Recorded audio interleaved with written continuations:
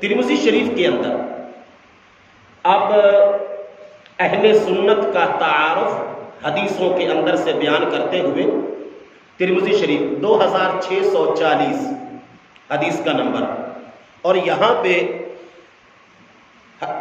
جامع ترمذی کے ایک اور مقام پہ بھی جلد نمبر 2 میں اور حدیث نمبر 2093 وہاں پہ بھی آقا کریم صلی اللہ علیہ وآلہ وسلم کا ایک فرمان موجود ہے کہ جس کی وضاحت جو ہے آگے جا کے حضرت امام علی مقام حضرت امام حسین نے بیان فرمائی۔ حدیث سنیں، ان اللہ لا یجمع امتی، بے شک میری امت کبھی بھی اکٹھی نہیں ہوگی، میری امت کبھی بھی اکٹھی نہیں ہوگی، میری امت کا اجتماع نہیں ہوگا، میری امت جمع نہیں ہوگی۔ او قال امت محمد صلی اللہ علیہ وسلم علی دلالہ، میری امت جمع نہیں ہوگی کس پر؟ دلالہ پر، یعنی کہ گمراہی پر۔ میری امت کبھی بھی گمراہی پر جمع نہیں ہوگی۔ وَيَدُ اللَّهِ مَعَ الْجَمَاعَةِ وَمَنْ شَرَّ إِلَى النَّارِ، اور جماعت پر اللہ کا ہاتھ ہوتا ہے۔ یہاں پہ صرف جو حدیث نمبر 2093 ہے نا جامع ترمذی کی، یہاں پر اہل سنت کا ذکر نہیں ہے، یاد رکھیں، یہاں پر صرف جماعت کا ذکر ہے۔ کس کا ذکر ہے؟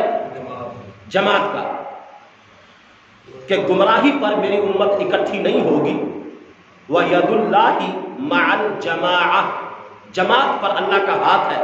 وَمَنْ شَرَّ إِلَى النَّارِ، جو بندہ بھی جماعت سے علیحدہ ہوگا وہ جہنم کی طرف جائے گا۔ وہ کدھر جائے گا؟ اب یہاں پہ ترمذی شریف کی حدیث میں لفظ جماعت ہے، اہل سنت نہیں ہے، تو یہاں پر جو لفظ جماعت ہے اسی ترمذی شریف کی 2093 سے آگے 500-600 حدیثوں کے بعد حدیث نمبر 2640 اپنی وضاحت بھی کرتی ہے اور اس حدیث کی وضاحت بھی کرتی ہے کہ وہاں پر لفظ جماعت سے مراد کوئی دوسری جماعت نہیں ہے، اگر مراد ہے تو فقط اہل سنت و جماعت ہی مراد ہے۔ وہ کیا حدیث ہے جو 2640 ہے؟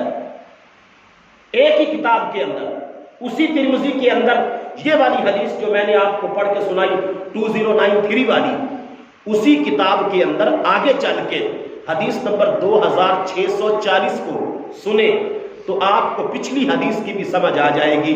اور اعتراض جو ذہن میں پیدا ہوتا ہے کہ جماعت کا ذکر تو ہے، اہل سنت کا ذکر تو نہیں ہے، تو جماعت کے آگے کوئی بھی لفظ لگایا جا سکتا ہے اور اس جماعت سے کوئی دوسری جماعت مراد لی جا سکتی ہے، کوئی نیا فرقہ کھڑا کیا جا سکتا ہے، اور امت کے اندر اس حدیث کو بنیاد بنا کے لفظ جماعت کے اندر سے اپنا ذاتی مقصد نکالا جا سکتا تھا، لیکن اگلی حدیث نے آ کے پچھلی کی بھی وضاحت کر دی اور اپنی بھی کر دی کہ کوئی اور مطلب نہ نکالنا، جماعت کا کوئی اپنا ذاتی مفاد بیان نہ کرنا، بلکہ فرمان رسول کا بالکل واضح یہی مطلب ہے کہ جس جماعت کو حضور اپنی زبان سے بیان فرما رہے ہیں، جس پر اللہ کا ہاتھ ہے، جس سے علیحدگی جہنم کی طرف لے کے جاتی ہے، اس سے مراد اور کوئی جماعت نہیں ہے، اگر مراد ہے تو فقط اہل سنت و جماعت مراد ہے۔ اب وہ حدیث سنیں جو کوٹ کرتی ہے، جو وضاحت کرتی ہے، جو ایکسپلین کرتی ہے پچھلی کو بھی اور اپنے آپ کو۔ الفاظ سنیں، آقا کریم صلی اللہ علیہ وآلہ وسلم کا یہ فرمان، باب ما جاء فی افتراق هذه الامہ، کہ امت محمدی میں فرقہ واریت کیسے بنے گی، یہ پورا امام ترمذی نے ایک باب قائم کیا اور اس کے نیچے روایت لے کے آئے۔ روایت کرنے والے حضرت عبداللہ بن عمر ہے اور دوسری جگہ پہ حضرت ابو ہریرہ، دو راوی۔ جو میں بیان کر رہا ہوں یہ حضرت ابو ہریرہ سے بیان کر رہا ہوں۔ آقا کریم نے فرمایا تفرقت الیہود، یہودیوں کے فرقے بن گئے، علی 71 کتنے فرقے بن گئے؟ او 72 فرقہ یا 72۔ پھر آقا کریم صلی اللہ علیہ وآلہ وسلم نے فرمایا وَالنَّصَارَى مِثْلَ ذَلِكَ، اور اسی طرح عیسائیوں کے فرقے بن گئے، یہودیوں کے فرقے بن گئے 71 یا 72، اور اسی طرح عیسائیوں کے بھی فرقے بن گئے۔ بڑے بڑے مذہب یہی ہے نا۔ آگے جا کے آقا کریم نے فرمایا وَتَفْتَرِقُ أُمَّتِي عَلَى 73 فِرْقَةً، ان کے 71 بنے ہیں یہودیوں کے اور نصرانیوں کے، اور میری امت کے 73 بنے گے۔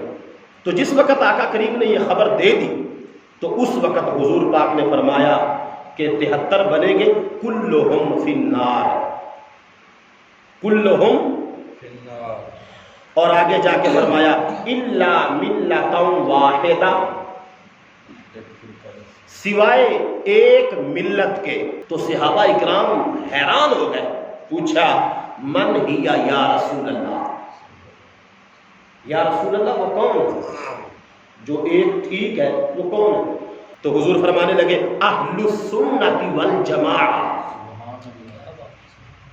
اب 3 حدیثیں اور ایک یہ کتنی ہو گئی؟ 4۔ تو صحابہ نے دوسرا سوال کیا، ایک تو یہ نا کہ وَمَنِ النَّاجِيَةُ، نجات پانے والی کون سی جماعت ہے؟ تو حضور نے جواب دے دیا اہل سنت و جماعت کا۔ صحابہ پھر بولے، عرض کرنے لگے قیلا وَمَا السُّنَّةُ وَالْجَمَاعَةُ، سنت کیا ہے، جماعت کیا ہے؟